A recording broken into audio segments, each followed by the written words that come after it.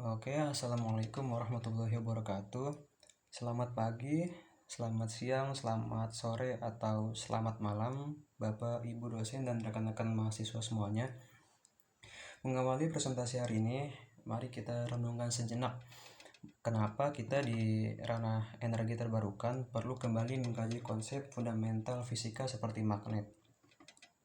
Jawabannya sebenarnya sangat dekat dengan keseharian kita ya. Hampir seluruh teknologi konversi energi yang bakalan kita kembangkan ke depan, kayak turbin angin, turbin air, apalagi generator hidroelektrik, itu semua jantungnya berdetak menggunakan prinsip dasar kemagnetan. Oleh karena itu, pemahaman yang presisi mengenai perilaku magnet adalah sebuah kewajiban. Pada kesempatan kali ini, saya Jundi Habibur Rahman akan mempresentasikan materi mengenai dasar kemagnetan dan gaya antar kutub magnet permanen. Kita mulai dengan pengantar kemagnetan. Dulu kan di bangku sekolah ada dua bab yang terpisah, kelistrikan dan kemagnetan. Harusnya keduanya tuh memiliki hubungan yang sangat erat. Kelistrikan dapat dihasilkan melalui proses mekanis pada magnet seperti prinsip kerja generator pembangkit listrik dan sebaliknya. Lalu kemagnetan dapat dihasilkan melalui aliran listrik. Interaksi dua arah yang terus-menerus inilah yang membuat para fisikawan memandang keduanya bukan sebagai entitas terpisah, melainkan sebagai satu fenomena kesatuan yang kita kenal dengan istilah elektromagnetisme. Kesadaran bahwa listrik dan magnet saling menciptakan ini adalah fondasi penting sebelum kita melangkah lebih jauh. Lalu kita masuk ke jenis magnet berdasarkan sifatnya. Jenis magnet berdasarkan sifatnya dibagi dua, ada magnet permanen dan magnet tidak permanen. Magnet permanen yaitu batang magnet yang sifat kemagnetannya tetap ada selama tidak dikenai gangguan luar yang besar seperti pemanasan suhu dan pemukulan yang keras. Lalu magnet tidak permanen adalah magnet yang sifat magnetiknya hanya muncul ketika diberikan pengaruh dari luar. Misalnya kayak besi yang ditilit sama kawat. Kalau arusnya diberhentikan, sifat magnetnya akan hilang. Lalu kita masuk ke sifat dasar kutub magnet. Karena sifat dasar kutub magnet ini terbagi menjadi dua part, kita bahas dulu yang pertama. Yang pertama, punya dua kutub. Magnet selalu punya dua kutub, yaitu kutub utara dan kutub selatan. Lalu sebagai sifat pengarah, jika magnet batang digantung bebas, kutub utara akan menunjuk ke arah utara geografis bumi dan sebaliknya. Medan magnet paling kuat berada di kutub-kutubnya, seperti kalau ini batang magnet di ujung-ujungnya, yang sering digambarkan dengan garis gaya magnet dari kutub utara ke selatan. Lalu ada interaksi kutub. Kutub yang sejenis akan melakukan gaya tolak menolak. Plus dan plus, minus dan minus akan saling tolak menolak. Sedangkan kutub yang tidak sejenis akan melakukan gaya tarik menarik seperti plus ketemu minus dan minus ketemu plus. Lalu tarik menarik. Dua magnet yang berdekatan akan berorientasi menempatkan kutub yang berlawanan untuk berhadapan karena posisi tersebut menghasilkan energi interaksi yang paling kecil atau setimbang. Lalu kita masuk ke rumus gaya antar kutub magnet. Besarnya gaya tarik atau tolak antar kutub magnet berbanding lurus dengan kekuatan magnet masing-masing kutub dan berbanding terbalik dengan kuadrat jarak antar keduanya. Karakteristik gaya ini sangat mirip dengan gaya antar muatan listrik pada hukum Coulomb. Besar gaya kutub magnet dirumuskan seperti yang ada di slide. F sama dengan K dikali M1 dikali M2 dibagi R kuadrat.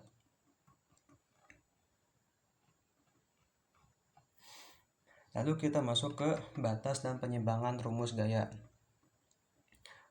Dari rumus yang tadi kita lihat, F sama dengan K dikali M1 dikali M2 dibagi R kuadrat, ada satu hal krusial yang perlu kita garis bawahi. Rumus yang berbanding terbalik dengan kuadrat jarak tadi ternyata bukanlah rumus yang berlaku mutlak di semua jarak. Rumus itu hanya akurat jika kedua kutub magnet sangat berdekatan. Mengapa demikian? Ini kembali kepada hakikat magnet. Tidak ada yang namanya monopol magnetik. Kutub utara tidak bisa berdiri sendiri tanpa kutub selatan. Mereka selalu berupa dipol. Kesalahannya muncul ketika dua magnet batang mulai kita jauhkan. Saat jaraknya mulai merenggang, kutub yang ada di ujung belakang batang magnet mulai ikut campur memberikan pengaruh gayanya. Kondisi saling mengganggu dari kutub seberang ini membuat penurunan gaya magnet tidak lagi patuh pada aturan R kuadrat. Dan itu berkaitan dengan analogi magnet dan dipol listrik.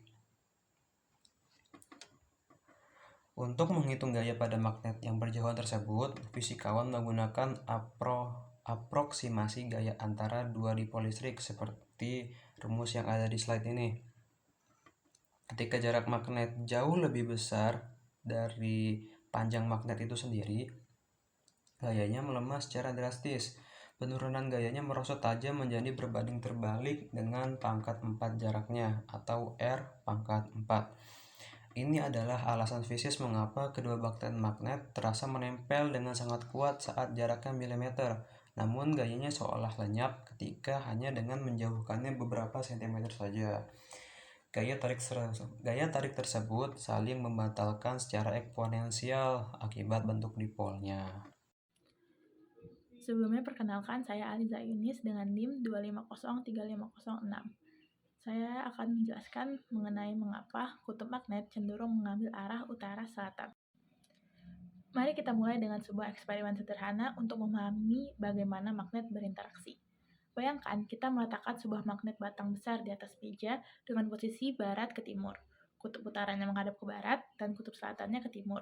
Saat kita mendekatkan magnet jarum di atasnya, magnet jarum tersebut akan berputar berlawanan arah. Kutub utara jarum akan menunjuk ke arah timur, sementara kutub selatannya akan menunjuk ke arah barat. Mengapa hal ini bisa terjadi? Jawabannya terletak pada hukum dasar magnet, yaitu kutub yang berbeda jenis akan saling tarik-menarik. Kutub utara pada jarum ditarik oleh kutub selatan pada magnet batang, begitupun sebaliknya. Karena massa magnet batang jauh lebih besar daripada massa magnet jarum, maka magnet jarum tersebutlah yang terpaksa mengatur orientasinya mengikuti magnet batang.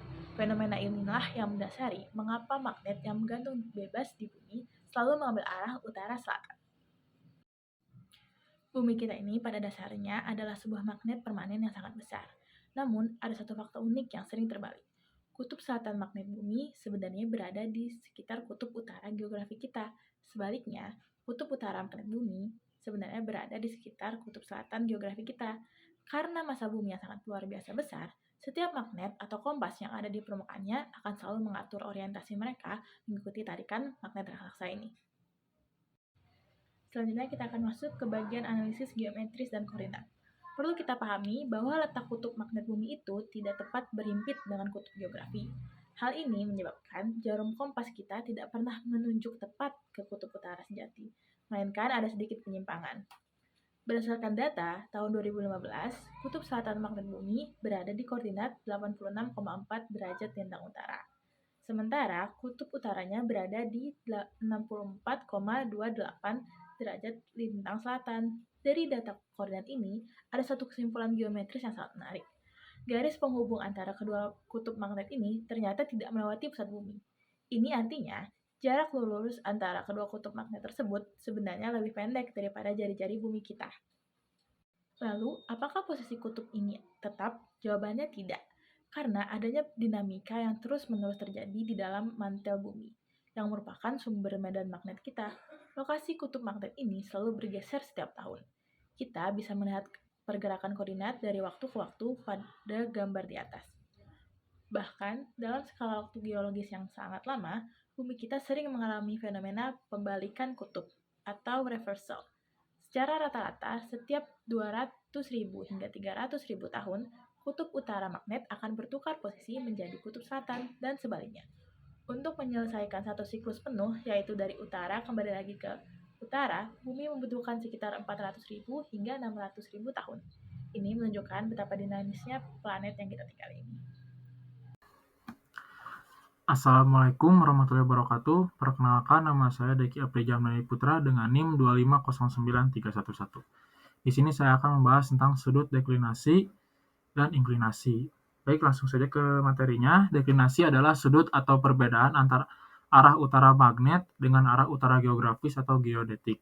Nah, sudut deklinasi biasanya diukur dari utara geografis ke utara magnetik atau sebaliknya. Nah, ini adalah konsep penting dalam navigasi dan penggunaan kompas. Oke. Nah, di sini ada konsep dari gambar di samping. Nah, yang pertama saya akan bahas adalah gambar di deklinasi. Nah, pada true north, arah menuju kutub utara geografis bumi. Lalu pada magnetic north, ini arah yang ditunjukkan oleh jarum kompas karena pengaruh medan magnetik bumi. Nah, lalu kita juga bisa lihat yaitu sudut D, ini menunjukkan bahwa jarum kompas tidak tepat menuju ke arah utara peta, melainkan bergeser sedikit ke arah timur atau barat. Nilai deklinasi ini dapat berbeda-beda tergantung lokasi kita di permukaan bumi. Baik, lanjut. Di sini ada contoh penggunaan deklinasi pada aplikasi CrowdMag. Di sini juga sudah ada data observasinya dengan lokasi pemantauan di wilayah Arca Magnik, Kota Bandung. Dengan arah utara magnetnya 319 derajat dan arah utara geografisnya 319 derajat juga, hasil observasi karena kedua arah ini bernilai identik, sudut deklinasi di titik ini adalah mutlak 0 derajat. Gitu. Kita lanjut. Bagaimana sih cara menentukan lokasi deklinasi 0 ini? Untuk menentukan lokasi deklinasi 0 ini sulit dilakukan secara teoritis atau melalui perhitungan matematis secara sederhana karena 3 faktor utama. Yang pertama, medan magnet bumi yang tidak homogen di berbagai tempat. Lalu yang kedua, posisi kutub magnet yang tidak diametrik atau tidak simetris menembus pusat bumi. Lalu yang ketiga, sudut deklinasi pada berbagai tempat harus secara eksak atau harus secara keakuratan diperoleh dengan pengukuran. Dengan demikian, tempat yang memiliki deklinasi 0 juga harus diukur langsung seperti yang diuraikan pada slide sebelumnya di wilayah Arca Magnik, Kota Bandung. Lanjut. Nah, di sini ada pernyataan deklinasi 90 derajat. Nah, berdasarkan penurunan matematis deklinasi 90 derajat membentuk lintasan berupa lingkaran yang dinyatakan dengan rumus akhir yaitu seperti pada gambar ya. Nah, lalu di sini ada X, Y, koordinat lokasi di permukaan bumi. Nah, pada gambar ini diibaratkan X ini adalah koordinat lokasi di permukaan bumi. Baik, lanjut. Di C, jarak antar kutub geografi. Nah, jarak antar kutubnya itu antara kutub utara bumi dengan kutub selatan magnet bumi ini di 0,0 dan kutub magnet ini berada di 0, C. Lalu ada pusat lingkaran berada di titik 0, C/2 dan jari-jari lingkarannya sebesar C/2. Lanjut. Nah, di sinilah kita lanjut ke pengertian inklinasi. Inklinasi ini dapat didefinisikan sebagai sudut yang dibentuk oleh garis-garis hubung kutub utara selatan jarum kompas dengan garis horizontal pada tempat tersebut. Sementara bidang horizontal adalah bidang datar yang sejajar dengan permukaan bumi di tempat tersebut. Nah, fungsi dari inklinasi ini untuk memberikan informasi tentang seberapa curamnya medan magnet di suatu wilayah dan nilainya bervariasi tergantung pada lokasi geografis. Semakin dekat dengan kutub magnetik, inklinasi ini cenderung semakin vertikal, sementara semakin jauh dari kutub, inklinasi ini cenderung semakin mendatar atau horizontal. Gitu. Lalu di sini ada gambar inklinasi. Nah, langsung kita saja perhatikan di sudut I. Nah, jarum magnet ini tidak selalu sejajar dengan tanah atau horizontal. Di belahan bumi utara, ujung utara jarum akan cenderung menunjuk ke bawah. Sedangkan di khatulistiwa magnetik, jarum akan berada di posisi horizontal atau 0 derajat. Nah, fungsinya ini sudut ini menunjukkan kemiringan garis-garis gaya magnet bumi terhadap permukaan bumi. Semakin dekat Anda ke kutub magnet, semakin besar sudut kemiringannya, bisa mencapai 90 derajat atau tegak lurus. Lalu kita masuk ke contoh soal. Ada soal seperti ini nih. Dua magnet batang mempunyai kekuatan kutub yang sama. Ketika kutub utara dari satu magnet didekatkan dengan kutub selatan magnet yang lainnya sampai jarak 1 cm. Gaya yang dialami adalah 0,001 Newton. Yang pertama, kita diminta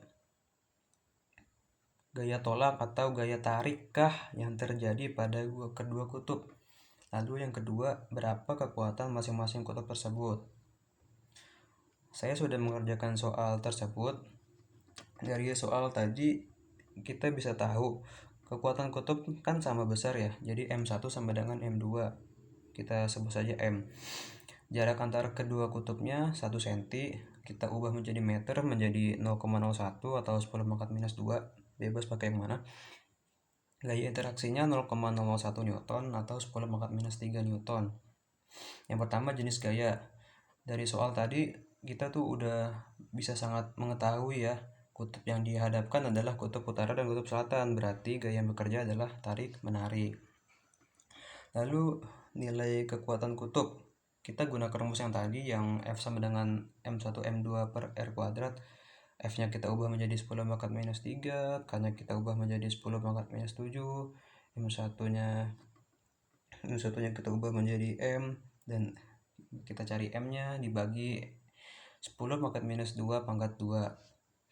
Kita hitung menjadi 10 pangkat minus 3 sama dengan 10 pangkat minus 3. 10 pangkat minus 3 nya kita pindahkan ke kiri menjadi hasilnya 1. Lalu 1 kita akar. Dan hasilnya didapat 1 ampere meter. Baiklah, kita lanjut ke pertanyaan kedua. Dalam sebuah eksperimen, magnet jarum di atas magnet batang akan berputar berlawanan arah. Jika kita mengganti magnet batang tersebut dengan sebuah kumparan kawat solenoida yang dialiri arus listrik searah, bagaimana orientasi magnet jarum tersebut dan faktor apa yang akan menentukan kecepatan putarannya? Jawabannya, magnet jarum akan berputar dan menyesuaikan arahnya mengikuti medan magnet yang dihasilkan oleh solenoida sesuai kaidah tangan kanan. Selain itu, kecepatan jarum untuk mencapai posisi setimbang dipengaruhi oleh besar arus listrik dan jumlah lilitan. Semakin besar arus dan semakin banyak lilitan, maka medan magnet yang dihasilkan semakin kuat, sehingga torsi pada magnet jarum juga semakin besar, dan jarum akan bergerak lebih cepat. Nah, untuk contoh soalnya, seorang pengamat berada di suatu titik di permukaan bumi di mana jarum kompas menunjukkan ke arah 352 derajat terhadap utara sejati geografis. Nah, A. Tentukan besar dan arah sudut deklinasi di lokasi tersebut. B. Jika pengamat ingin berjalan tepat ke arah timur geografis 90 derajat, ke arah manakah pengamat tersebut harus melangkah dalam derajat kompas? Baik, kita jawab ya. Nah, di sini yang pertama A menentukan sudut deklinasi menggunakan deklinasi utara sejati UG berada pada 0 derajat atau 360 derajat. Nah, untuk utara magnetiknya UM ini seperti yang diketahui tadi 350 derajat di soalnya, lalu langsung masukkan saja delta sama dengan UG dikurangi UM. UG-nya 306, kita menggunakan yang 360 derajat dikurangi 352 derajat dan hasilnya 8 derajat. Karena hasilnya positif, maka jarum kompas menyimpang 8 derajat ke arah timur dari utara sebenarnya. Lalu yang B, menentukan arah navigasi kompas. Nah,